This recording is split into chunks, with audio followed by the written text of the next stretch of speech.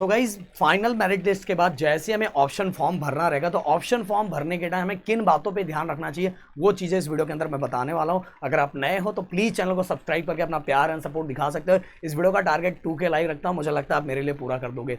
So guys सबसे पहले हम ये देख लेते हैं ऑप्शन फॉर्म क्या होता है। ऑप्शन फॉर्म गाइज जैसे ही आपका सबसे पहले रजिस्ट्रेशन, फिर इसके बाद document verification, then provisional merit list, then उसके बाद फाइनल मेरिट लिस्ट।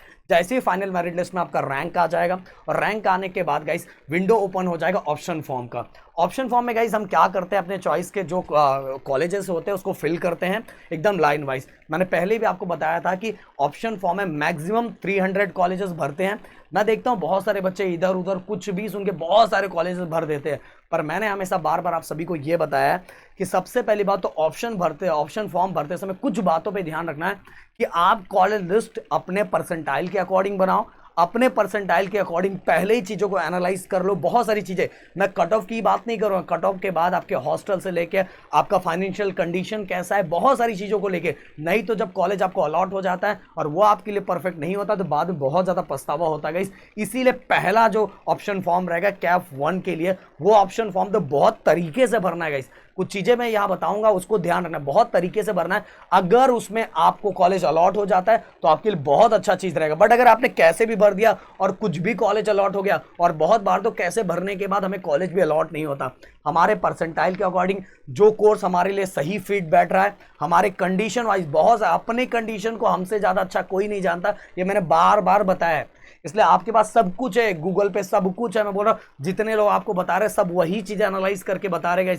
इसीलिए मैंने कितने बार वीडियो बनाया कि आपको किस तरह से, अगर आप लोग को चाहिए तो एक वीडियो मैं आप लोगों को और बना के दूंगा कि कॉलेज लिस्ट किस तरह से प्रॉपर तरीके से बनाते हैं। अगर आपको चाहिए तो प्लीज कॉमेंट में मांग करो, देखो मैं आप लोगों के लिए वो चीजें लेके आऊंगा।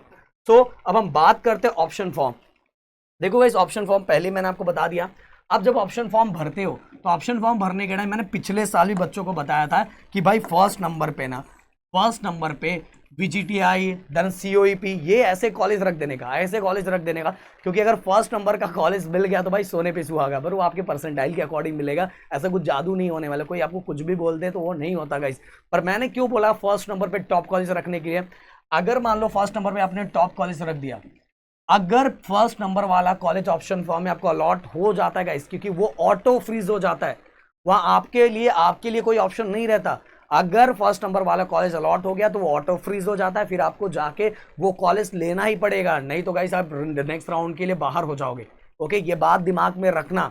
इसके बाद अगर आप ऑप्शन फॉर्म में आपने फर्स्ट नंबर पर टॉप कॉलेज रख दिया, प्रदीप सर ने बोला था टॉप कॉलेज रख दिया, आप second, third, fourth, fifth, six, first के बाद second, third, fourth, fifth number का कोई भी कॉलेज आपको अलॉट होता है तो आपके पास बहुत सारे ऑप्शन रह जाते हैं। पहली बात तो अगर आपको मान लो सेकेंड नंबर का कॉलेज अलॉट होता है, मतलब फर्स्ट के बाद कोई भी कॉलेज अलॉट होता है, पहली बात तो वहां पहला ऑप्शन ये हो जाता है कि आप उसको खुद से सेल्फ फ्रीज कर सकते हो। सेल्फ फ्रीज आपने कर दिया तो आपको क्या करना पड़ता है, ऑफ ऑनलाइन मोड में 1000 के आसपास कुछ अमाउंट रहता है, ऑनलाइन मोड में पे करके सीट को कंफर्म करना रहता है। फिर इसके बाद 3 दिन का टाइम रहता है और 3 दिन के अंदर ही आपको ऑफलाइन मोड में उस कॉलेज में विजिट करके आपको एडमिशन डन करना रहता है। ये होता है सेल्फ फ्रीज। बट इसके बाद अगर आपको है कि नहीं यार अपने को कॉलेज अलॉट हो गया है बट अपने को नेक्स्ट राउंड में भी जाना है, तो वहां एक और ऑप्शन रहता है, नॉट फ्रीज फॉर बेटरमेंट। तो नॉट फ्रीज फॉर बेटरमेंट पे जब आप क्लिक करोगे तो गाइज वहां आपको फिर से वो सीट एक्सेप्ट करने के लिए आएगा, तो उसे डरना नहीं है। 1000 रुपीज के आसपास कुछ अमाउंट रहेगा, पिछले साल तो 1000 ही था, बट उसके आसपास का अमाउंट रहेगा, उसको पे करो। पे करने के बाद वो सीट को एक्सेप्ट करो और वो आपको कॉलेज में जाने, उस केस में कॉलेज में जाने की जरूरत नहीं, क्योंकि आपको वो कॉलेज भी चाहिए और नेक्स्ट राउंड में भी जाना है, कि हो सकता है नेक्स्ट राउंड में आपको बेटर कॉलेज मिल जाए। इसीलिए आपने not freeze for betterment option choose किया। तो not freeze for betterment option choose कर लिया तो चुपचाप आप नेक्स्ट राउंड में चले जाओगे और नेक्स्ट राउंड का जो ऑप्शन फॉर्म है वो भी भर सकते हो। फिर अगर आपको वहां कॉलेज अलॉट नहीं होता तो आप चुपचाप ये जो पहला वाला कॉलेज अलॉट हुआ है वो आपको अपने आप मिल जाएगा, इस कोई टेंशन लेने वाली बात ही नहीं होगी। हाँ बस मैंने बार बार बोला है बच्चों को कि बेटरमेंट ऑप्शन जब भरते हो तो नेक्स्ट राउंड के लिए, जब नेक्स्ट राउंड का ऑप्शन फॉर्म भरते हो तो पहले राउंड के कंपैरिजन में अच्छा कॉलेज भरो, नहीं तो नेक्स्ट राउंड में आपको कॉलेज अलॉट हो गया ना भाई, वही कॉलेज लेना पड़ेगा। समझ में आया क्या? इसलिए अच्छा कॉलेज भरने का कि पहले के कंपैरिजन में बेटर कॉलेज मिले। अब एक और ऑप्शन, फर्स्ट को छोड़ के अगर कोई और कॉलेज अलॉट होता है तो एक ऑप्शन आपके पास और रहता है कि जो कॉलेज आपको चाहिए, जो मिला हुआ वो आपको चाहिए ही नहीं, मतलब किसी हालत में नहीं चाहिए, तो चुपचाप उसको ऐसे ही छोड़ दो, कुछ नहीं करने का।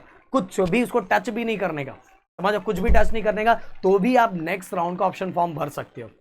नेक्स्ट राउंड का ऑप्शन फॉर्म भर सकते हो, वहां आपको 1000 भी पे करें, कुछ भी सीट को कंफर्म करने की भी जरूरत नहीं पड़ेगी। आप चुपचाप जाकर नेक्स्ट राउंड का ऑप्शन फॉर्म भर सकते हो। जैसे नेक्स्ट राउंड का ऑप्शन फॉर्म आएगा तो यहाँ ये ऑप्शन रह जाता है। इसीलिए जब हम ऑप्शन फॉर्म भरते हैं तो हमें बहुत सारे मुद्दों पर ध्यान रखना पड़ता है, बहुत सारा फोकस बना के रखना पड़ता है। कुछ भी इधर उधर का सुन के कुछ भी करोगे, लास्ट में बहुत ज्यादा पछतावा होगा गाइस कि मैंने ये क्यों गलती की, मैंने क्यों नहीं सुना था। मतलब ऑप्शन फॉर्म बहुत जरूरी होता है। और उसके पहले बात बता देना चाहता हूं, ऑप्शन फॉर्म के बाद आपके डॉक्यूमेंट तो अभी डॉक्यूमेंट वेरिफिकेशन के टाइम भी जरूरी है, तो आपके डॉक्यूमेंट रेडी करके रखो। ये मैं हर वीडियो में आप लोगों को बोल रहा हूँ क्योंकि मैंने पिछले बार कई बार देखा है बच्चों को रोते हुए फ़ोन जब आता है, उनके कमेंट देखा है तो बहुत फील होता है, बट उस समय कुछ नहीं कर सकते। तो आपके पास डॉक्यूमेंट आपका जो भी है, आप जिस भी कैटेगरी में आते हो उसके अकॉर्डिंग आपका सब अच्छा होना चाहिए डॉक्यूमेंट, नहीं तो डॉक्यूमेंट में कुछ भी गड़बड़ हुआ भाई आप समझ सकते हो। तो मिलते हैं नेक्स्ट वीडियो में। Thank you so much guys, जय हिंद एंड जय महाराष्ट्र दोस्तों।